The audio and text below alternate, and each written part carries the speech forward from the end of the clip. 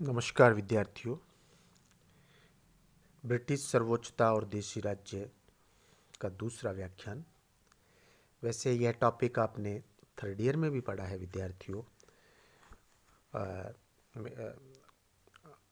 हाँ, क्षमा क्षमा करना, यह टॉपिक एमए में भी आता है, एमए इतिहास में, और अभी आप थर्ड ईयर में भी इसको पढ़ रहे हैं। विगत व्याख्यान में हमने किया था कि किस प्रकार से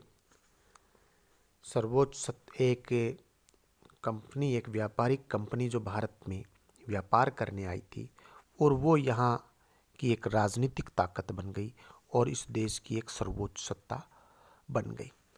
और साथ साथ हमने यह भी किया था कि किस प्रकार से देशी रियासतों की उत्पत्ति हुई। देशी रियासत शब्द जो कि औरंगजेब के शासनकाल तक उपलब्ध नहीं होता है, और जब भारत आज़ाद हुआ तो लगभग 565 रियासतें विद्यमान थीं।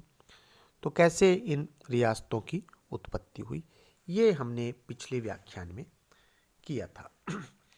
अब हम देशी राज्यों के प्रति कंपनी सरकार, ईस्ट इंडिया कंपनी सरकार की क्या नीति थी अंग्रेजों की, उस पर चर्चा करेंगे। 1661 ईस्वी तक तो ईस्ट इंडिया कंपनी भारत में एक व्यापारिक कंपनी ही बनी रही। 1765 में इलाहाबाद की संधि हम पढ़ चुके हैं के उपरांत यह कंपनी राजनीतिक प्रभुत्व में आ गई। और इससे पहले ही आप जानते हैं कि कंपनी को बंबई का प्रदेश भी प्राप्त हो गया था। इस उपलब्धि के उपरांत कंपनी सरकार व रियासतों के मध्य संपर्क स्थापित होने लगे। एक पुस्तक आई, सर विलियम ली वार्नर, जिन्होंने भारतीय राज्यों के साथ अंग्रेजों के संबंधों के संदर्भ में विशेष अध्ययन किया, और जो इस पुस्तक में है, the native states of India. और इसमें वो भारतीय राज्यों के साथ जो इनके संबंध रहे अंग्रेजों के, उसको 3 श्रेणियों में बांटते हैं। पहला है अपने घेरे में सीमित रहने की नीति, the policy of ring face, और ये अवधि है, टाइम है 1757 से 1853 तक। इस काल में कंपनी ने हस्तक्षेप की जो सीमित उत्तरदायित्व, पॉलिसी ऑफ नॉन इंटरवेंशन की नीति अपनाई। इस काल में कंपनी अपने प्रभुत्व में देशी राज्यों का किसी भी प्रकार उत्तरदायित्व वहन करने को तैयार नहीं थी। इसका कारण बताया जाता है कि कंपनी देशी राज्यों को परास्त करने व परास्त कर उनको सुरक्षा देने में सक्षम नहीं थी। इस कारण कंपनी ने देशी राज्यों के आंतरिक मामलों में हस्तक्षेप नहीं किया। दूसरी ओर कंपनी ने यह भी चेष्टा की कि इन भारतीय राज्यों को एक दूसरे के साथ संबंध स्थापित करने से रोका जाए। उस समय की परिस्थितियों को देखते हुए इस प्रकार की नीति अपनाना ही अंग्रेजों के लिए लाभप्रद थी और लाभप्रद सिद्ध हुई। उनका प्रयत्न था कि वे अपने घेरे में ही सीमित रहें। इस काल में अंग्रेज बहुत शक्तिशाली भी नहीं थे, परंतु इस काल में उन्होंने अपनी राजनीतिक प्रभुता को सुरक्षित बनाए रखने के प्रयास अवश्य किए। इसीलिए भारतीय राज्यों के आंतरिक मामलों में हस्तक्षेप न करके कंपनी ने अच्छा ही किया। भारत की तत्कालीन अन्य शक्तियों की भांति अंग्रेज भी एक महत्वपूर्ण शक्ति के रूप में थे। अन्य शक्तियों में मराठा थे, फ्रांसीसी थे, निजाम था, मैसूर का सुल्तान था। इस काल में कंपनी ने जब किसी भारतीय राज्य से संधि या अन्य प्रकार का समझौता किया तो वो समानता के आधार पर किया था। दो इक्वल स्टेट्स के बीच में जो बातचीत होती है उस आधार पर समझौता किया। और इक्वलिटी, समानता, पारस्परिकता, दोनों जो ताकतें हैं वो है। कतिपय अवसरों पर कंपनी ने भारतीय राज्यों के भीतरी मामलों में, अंदरूनी मामलों में हस्तक्षेप भी किया। वारेन हेस्टिंग्स के समय पहला मराठा युद्ध लड़ा गया था और द्वितीय मैसूर युद्ध लड़ा गया था। लॉर्ड कॉर्नवालिस के समय मैसूर का तीसरा युद्ध लड़ा गया और उसने लगभग आधा मैसूर का जो राज्य है वो कंपनी में मिला भी लिया। वेलेस्ली के समय मैसूर का चौथा और मराठों का दूसरा युद्ध लड़ा गया। उसने सहायक संधि के माध्यम से हैदराबाद और अवध इन दोनों को अपना जो है एक प्रकार से अलायंस एक उन्होंने इनके साथ बनाया और इनको बाध्य किया, हैदराबाद को और अवध को। लॉर्ड मिंटो ने अमृतसर की संधि की महाराजा रणजीत सिंह के साथ में 1809 में। इस संधि का उद्देश्य उन राज्यों को सुरक्षा प्रदान करना था जिन्हें रणजीत सिंह के आक्रमण का भय था। तो इस काल की दो मुख्य विशेषताएं थीं। पहला यह है कि समस्त संधियां, मैसूर को छोड़ दें में तो समस्त संधियां समानता के आधार पर की गई। कंपनी ने अपनी प्रमुखता स्थापित करने की चेष्टा नहीं की। दूसरे, इन संधियों द्वारा इस बात पर विशेष ध्यान दिया गया था कि शासक का अपनी प्रजा पर पूर्ण अधिकार बना रहे तथा उसके भीतरी मामलों में हस्तक्षेप नहीं किया जाए। 1798 में लॉर्ड वेलेस्ली भारत का गवर्नर जनरल बनकर आया। उस समय कंपनी की स्थिति अत्यंत संकटग्रस्त कही जाएगी। दो भूतपूर्व जनरलों की तटस्थता की नीति यानी अहस्तक्षेप की नीति के कारण देशी राज्यों में पारस्परिक संघर्ष, पारस्परिक लड़ाइयाँ बढ़ती जा रही थी। साथ ही वे अपनी रक्षा तथा अपनी शक्ति बढ़ाने का उपाय सोच रहे थे। इसके लिए वे तैयारियां भी कर रहे थे। वेलेस्ली बड़ा कूटनीतिज्ञ था और भारतीय परिस्थितियों से परिचित था और यह भी स्पष्ट था कि उस समय भारतीय परिस्थितियां हस्तक्षेप और अग्रगामी नीति के अनुकूल थी। अब हस्तक्षेप की बात नहीं हो रही है। साम्राज्यवादी होने के कारण वेलेस्ली ने हस्तक्षेप की नीति पर आचरण करने का निर्णय लिया। हस्तक्षेप त्याग दिया गया विद्यार्थियों, यदि आप ध्यान से सुन रहे हैं, तथा उसने ब्रिटिश साम्राज्य के विस्तार और कंपनी की सर्वोच्च सत्ता स्थापित करने का संकल्प किया। और उसने अपने दो लक्ष्य निर्धारित किए। प्रथम लक्ष्य तो भारत में अंग्रेजी सत्ता को सर्वोपरि बनाना तथा देशी राज्यों को कंपनी का संरक्षण स्वीकार करने के लिए बाध्य करना।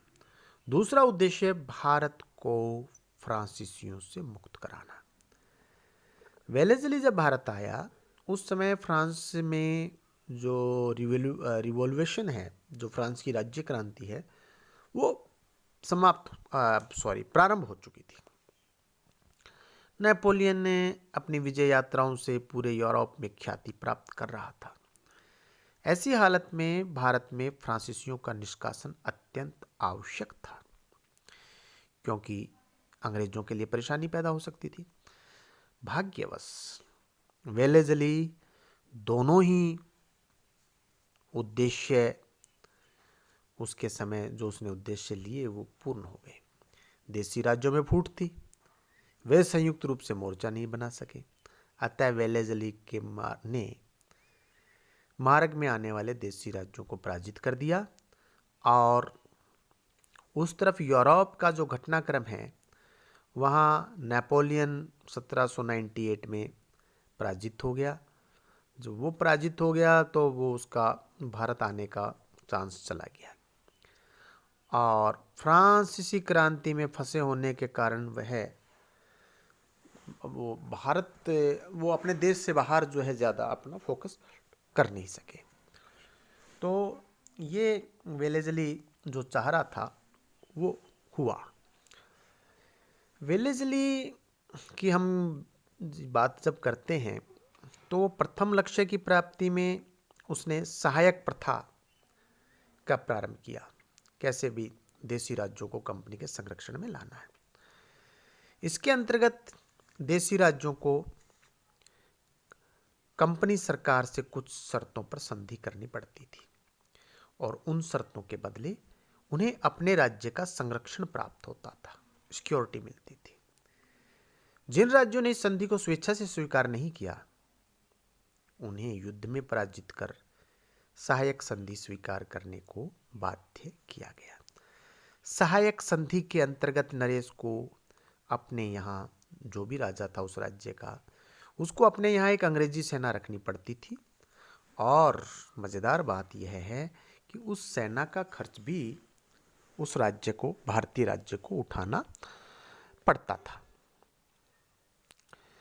यदि राजा सेना का खर्च वहन करने में असमर्थता दिखाता तो उसके राज्य का कुछ भूभाग ईस्ट इंडिया कंपनी सरकार द्वारा अधीनस्थ कर लिया जाता, जिस प्रकार हैदराबाद में बरार का प्रदेश ले लिया गया था। राजा की रियासत में एक अंग्रेज अधिकारी जिसको रेजिडेंट कहते थे वो रखा जाता था। धीरे धीरे राज्य प्रशासन पर उस रेजिडेंट का पूरा नियंत्रण हो जाता था। राजा उसकी सलाह से शासन संचालित करता था और उसका इतना दखल था कि कोई भी नियुक्ति है, पदमुक्ति है, किसी राज्य के साथ में संधि है, युद्ध है, आर्थिक नियम है, व्यापार है और इतना ही नहीं, राजा का उत्तराधिकारी कौन होगा ये सब मामले रेजिडेंट तय करता था। और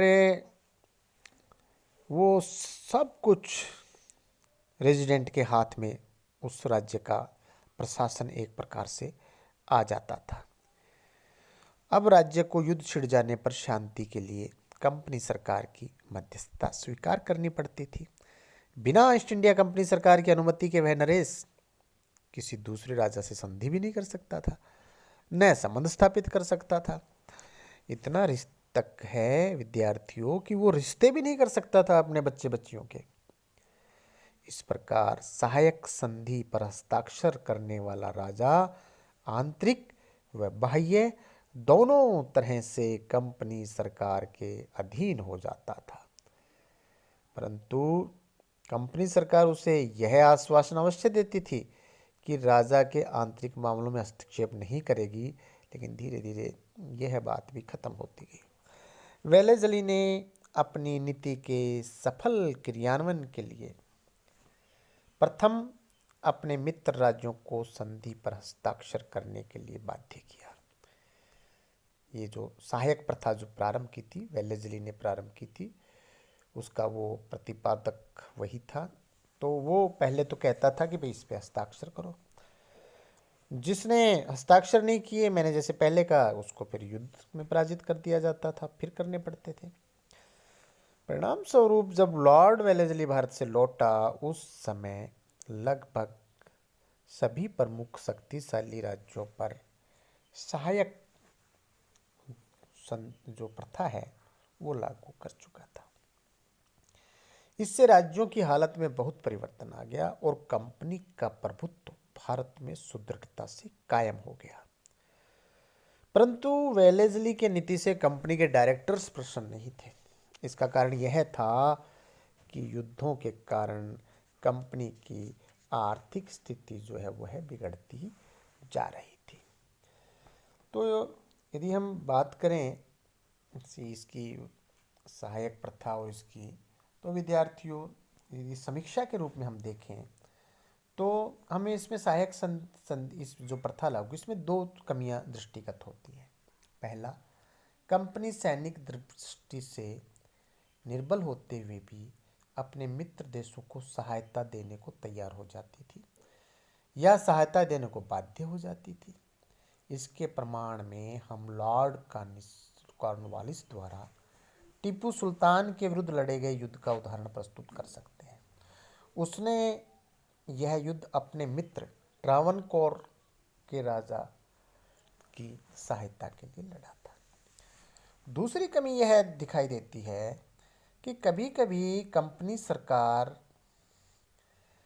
जो है वो बड़ी द्वंद्व में फंस जाती थी, और यह तब होता था जब कंपनी के दोनों मित्र, कंपनी के कोई दो मित्र हैं, वो आपस में लड़ रहे हैं। उस समय कंपनी को सोचना पड़ता था कि किसका साथ दिया जाए। जैसे 1795 में निजाम और मराठों के बीच में युद्ध आ गया, और उस समय दोनों ही देसी राज्य कंपनी सरकार के मित्र थे। संधि के अनुसार जब कंपनी ने मराठों के विरुद्ध निजाम की सहायता नहीं की तो निजाम कंपनी से नाराज हो गया। तो ऐसी कुछ हमें कमियां भी दिखाई देती हैं। अब दी नेटिव स्टेट्स ऑफ इंडिया की जो पुस्तक है उसके आधार पर जो सर विलियम ली वार्नर ने जो दूसरा जो कैटेगरी बताया है वो है अधीनस्थ पृथक्करण की नीति, और यह रही 1813 से 1858, 1813 से 1858 तक यह रही। इस काल में कंपनी ने सभी भारतीय राज्यों को अधीन बनाया तथा उन्हें इस संधि को स्वीकार करने को जो चली आ रही थी को बाध्य किया। भारतीय राज्यों को कहा गया कि वे कंपनी को देश में प्रमुख सत्ता माने। इस नीति को लागू करने वाला लॉर्ड हेस्टिंग्स प्रथम था, परंतु उसने शीघ्र ही भांप लिया कि देश की स्थिति ऐसी है कि अभी इस नीति पर पूर्ण आचरण करना कठिन है। अतः उसने पूर्ववर्ती गवर्नर जनरल्स की हस्तक्षेप की नीति पर आचरण करना उचित समझा, परंतु उसका परिणाम यह हुआ कि देश में चारों तरफ अशांति के बादल मंडराने लगे। देसी राज्यों में षड्यंत्र रचे जाने लगे। इस हालत को देखकर हेस्टिंग्स ने फॉरवर्ड पॉलिसी, यूँ कहेंगे अग्रगामी नीति को अपनाना उचित समझा। 1813 में जब लॉर्ड हेस्टिंग्स भारत का गवर्नर जनरल बनकर आया, उस समय तक कंपनी की स्थिति काफ़ी बढ़ गई थी। खासकर राजनीतिक स्थिति की बात कर रहे हैं, सैनिक दृष्टि से काफ़ी शक्तिशाली थी। इस समय तक ईस्ट इंडिया कंपनी अन्य यूरोपीय शक्तियों पर विजय पा चुकी थी। कंपनी की सैनिक शक्ति किसी भी भारतीय शक्ति को दबाने में सक्षम थी।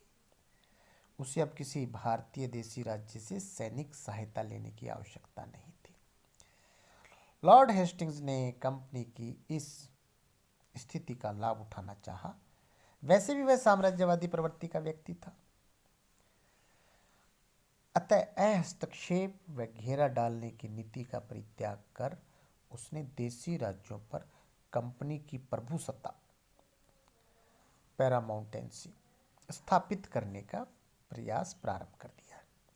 इसके लिए कंपनी ने पड़ोसी देसी राज्यों में फूट उत्पन्न कराकर उन्हें आपस में लड़ाना प्रारंभ कर दिया। इससे कंपनी सरकार को दो लाभ प्रमुख रूप से हुए। पहला, देसी राज्य कंपनी सरकार के विरुद्ध संगठित नहीं हो सके। दूसरा, वे आपस में अलग रहे। इसलिए इस नीति को अधीनस्थ अलगाव की नीति, पॉलिसी ऑफ सबऑर्डिनेट आइसोलेशन कहते हैं। इस नीति पर आचरण करके कंपनी ने देसी राज्यों को समानता का ओहदा देना समाप्त कर दिया। अब वह देसी राज्यों पर अपनी राजनीतिक सर्वोच्चता स्थापित करने का कार्य करने लगी। लॉर्ड हेस्टिंग्स ने देसी राज्यों के साथ जो भी संधियां की, उनका उद्देश्य राज्यों को सुरक्षा प्रदान न करके उन पर अपनी आर्थिक श्रेष्ठता स्थापित करना था। आर्थिक श्रेष्ठता, और ये जो नवीन नीति अपना रहा था, इसकी दो विशेषताएं थी। पहला तो ये था कि देसी राज्यों को सहायक संधि स्वीकार करके अंग्रेजों की राजनीतिक सर्वोच्चता स्वीकार करनी पड़ती थी, और आपसी झगड़ों में कंपनी को मध्यस्थ स्वीकार करना पड़ता था। दूसरी जो बात थी, लॉर्ड हेस्टिंग्स के समय देसी राज्य विदेशी मामलों में अब स्वतंत्र नहीं रहे। उनकी जो फॉरेन पॉलिसी है अब वो उनके हाथ में नहीं रही। विदेशी नीति का निर्धारण अब देसी राज्य कंपनी सरकार के रेजिडेंट की मॉनिटरिंग में करते थे। इस प्रकार स्पष्ट है कि इस नीति के अंतर्गत देसी राज्यों में आपस में एक दूसरे से अलग हो गए और संबंध स्थापित नहीं कर सके। परंतु कंपनी सरकार ने अभी तक आंतरिक मामलों में राज्यों की सार्वभौमिकता को चुनौती नहीं दी। अपने आंतरिक विषयों में देसी नरेश अब भी संप्रभु व निरंकुश बने रहे। लेकिन मैंने पहले जिक्र किया, लेकिन बाद में ऐसी स्थितियां आ गई कि अब वो कंपनी का जो इनकी इंटरनल पॉलिसी थी, इंटरनल जो इनके मामले थे, मैंने कहा कि उनके शादी विवाह के जो मामले थे वहाँ तक भी कंपनी का दखल हो गया था। उत्तराधिकार के जो मामले थे वहाँ तक हो गया था बाद में जाकर के। पहले सब ठीक रहा, लेकिन धीरे धीरे रेजिडेंट के माध्यम से कंपनी ने उन पर अपना प्रभुत्व स्थापित कर लिया और रिमोट की तरह काम करने लगे अंग्रेज। यदि हम बात करें, लॉर्ड हेस्टिंग्स ने अपनी अग्रगामी नीति से अनुकूल अवसर आने पर मध्य भारत के 145 राज्य, काठियावाड़ के भी 145 और राजपुताना के 20 राज्य कंपनी के प्रभुत्व में ले लिए थे। लॉर्ड हेस्टिंग्स ने कूटनीति का सहारा लेते हुए मराठा संघ की विभिन्न शक्तियों को छिन्न भिन्न करके उन्हें कंपनी के अधीन बनाने का दृढ़ निश्चय किया। इसी प्रकार पंजाब और सिंध को छोड़कर समस्त भारत पर ईस्ट इंडिया कंपनी का प्रत्यक्ष या परोक्ष आधिपत्य स्थापित हो गया।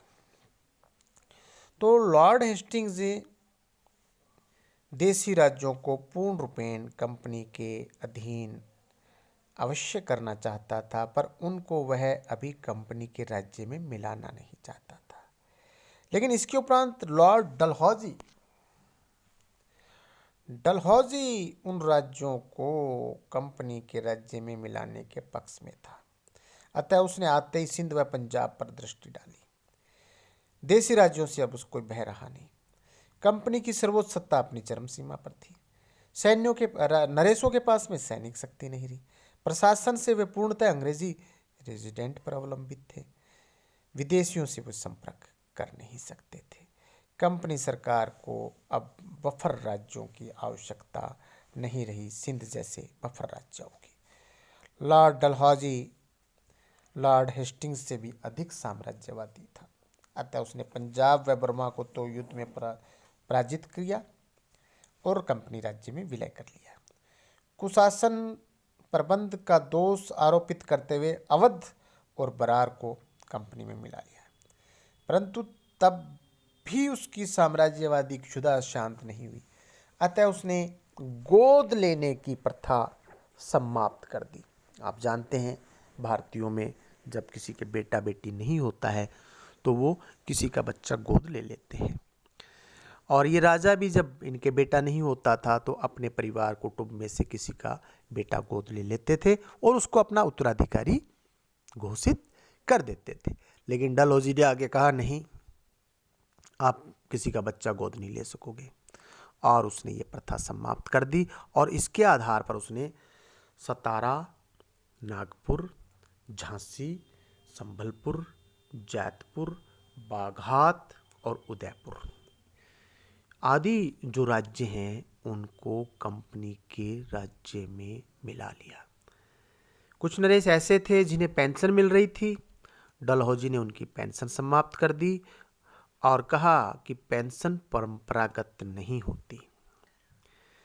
बालाजी द्वितीय जब 1852 में इस मृत्युलोक को चला गया, इस लोक से विदा हो गया, तो उसके दत्तक पुत्र नाना साहब को पेंशन नहीं दी गई। 1853 में जब कर्नाटक का नवाब का देहांत हो गया तो उसका पद समाप्त कर दिया गया। मुगल सम्राट बहादुर शाह को अपमानित कर उसकी पेंशन कटौती कर दी गई। इन सब से स्पष्ट है कि देसी नरेश तब कितने असहाय हो गए थे और अंग्रेजों की सर्वोच्च सत्ता कितनी प्रभावशाली हो गई थी। स्पष्ट है कि दूसरे काल में लॉर्ड डलहौजी ने इस दिशा में सबसे अधिक कार्य किया। अब यदि हम इसका कुछ लेखा जोखा करें तो कंपनी की दूसरी नीति भी, जो the native states of India की जो बात है, जो दूसरी जो नीति थी अधीनस्थ पृथक्करण की नीति, वह पहली नीति the policy of ring fence, उस नीति की तरह इस नीति ये भी फुल प्रूफ नहीं थी। इसमें भी दोष थे। इस नीति से देसी राज्यों के नवाब व राजाओं को भी नुकसान हुआ तो कंपनी सरकार को भी हुआ। देसी नरेशों को विदेशी आक्रमण से सुरक्षा प्रदान कर उनको सैनिक दृष्टि से निर्बल बना दिया। इसके अलावा नरेश अपने राज्य में प्रशासनिक कार्यों के प्रति उदासीन हो गए। मैं विद्यार्थियों अभी कह रहा था ना कि उनके इंटरनल मामलों में रेजिडेंट हस्तक्षेप करने लगा। अब जब हस्तक्षेप करने लगा, वो दरबार में बैठ जाता है और सारे कार्यों में वो अपनी राय देता है और कहता है कि इसको ऐसे ही करना होगा, तो राजा धीरे धीरे अपने आप को मतलब अप्रासंगिक सा महसूस कर रहे हैं, तो उनके अंदर उदासीनता आ गई। इसके फलस्वरूप राज्यों में अव्यवस्था फैल गई और अराजकता फैल गई। जनता राजाओं के जो कारिंदे जो होते हैं उनके अत्याचारों की शिकार होने लगी और दूसरी ओर कंपनी ने देसी राज्यों के आंतरिक मामलों में हस्तक्षेप करके इनको अपना शत्रु बना लिया। अब उनकी शक्ति कमजोर थी, लेकिन शत्रु मन में एक शत्रुता का भाव। कंपनी सरकार ने संधियां करते समय नरेशों को आश्वस्त किया था कि वह उनके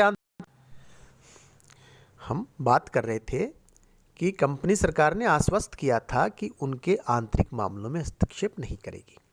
ये बात मैंने पहले भी 2 बार कही है। शुरू में ये बात थी कि नहीं हस्तक्षेप करेंगे, लेकिन धीरे धीरे हस्तक्षेप करने लग गए। और अब आप तो देख रहे हैं लॉर्ड डलहौजी ने इतना हस्तक्षेप किया कि जो एक परंपरागत हमारे समाज का नियम था कि पुत्रहीन लोग पुत्र को गोद में ले लें, जो राजा किसी के बच्चे को, और उसको अपना उत्तराधिकारी घोषित कर दें। अब इससे बड़ा हस्तक्षेप और क्या होगा। लेकिन लॉर्ड डलहौजी ने ऐसा किया और आश्वासन के विरुद्ध किया। जो बात हुई थी जब सहायक संधि प्रथा जब हुई थी, उसमें यह था कि हम आपके मामले, तो शुरू में तो राजा अपने राज्यों में निरंकुश बने रहे, प्रभुसत्ता बनी रही, लेकिन बाद में वो धीरे धीरे नष्ट होती गई और अंग्रेजों के हाथ में आती गई। अंग्रेजों ने खुलकर देसी राज्यों के आंतरिक मामलों में हस्तक्षेप किया। उसका परिणाम यह हुआ कि जो भारतीय रियासतों के जो राजा थे, अंग्रेजों की साम्राज्यवादी नीति के जो शिकार हो गए थे, वो उनके विरोधी हो गए और 1857 के विद्रोह में वो बागी बन बैठे। बहुत बहुत धन्यवाद। शेष अगले व्याख्यान में।